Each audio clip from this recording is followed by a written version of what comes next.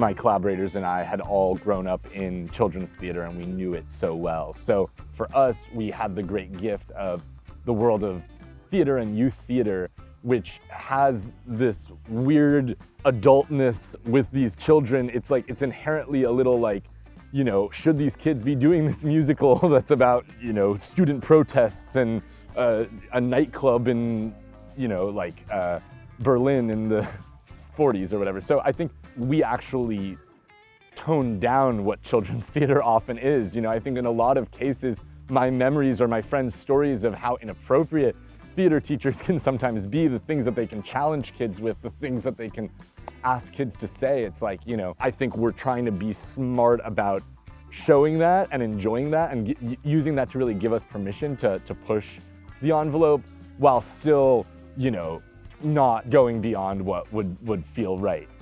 When we came into the writing process, we wanted to create a wider range of characters. We wanted to make sure that the tech person was represented and that Noah, you know, definitely wanted his character to have some sort of arc and end up in a different place than where he started. So we just, you know, were trying to figure out what kind of a journey and what makes something feel, what would make this story feel bigger and what kind of conflicts felt, you know, took it out of just being a sketch.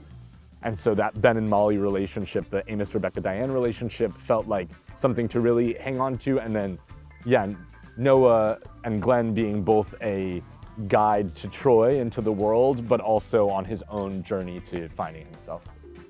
19 days of shooting, and I think that, you know, us all being so close and knowing each other so well, and then having the excitement and freedom of improvisation, because a lot of the dialogue in the film was improvised. Everybody had to lean in and be a part of that environment and be focused on, you know, what's the next thing somebody's gonna say. It never had that feeling that a lot of film sets can have of like, okay, we're just doing the same thing over and over again. And because of that freedom, yeah, there was just, you know, even our friends who were there acting would come and watch other people's scenes and throw out a joke. And so, yeah, that kind of collaborative environment, which is also very much like what a theater camp is, yeah, it was just like, it was very organic to create that. And we were all at this one camp, this one location. You know, the dressing rooms were bunks that had been abandoned, you know, a few years before. So it just had like the right level, I think, of ragtag with enough structure around it to be able to make the movie that we made. Yeah.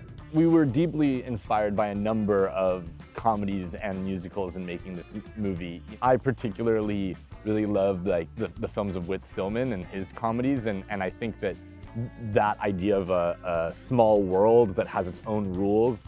And then on the musical side, you know, all of us are so inspired by Stephen Sondheim, and he's such a huge part of our upbringing, that idea that, you know, musical comedy can also be profound and can also touch on to themes and be ambivalent and so varied in its tone.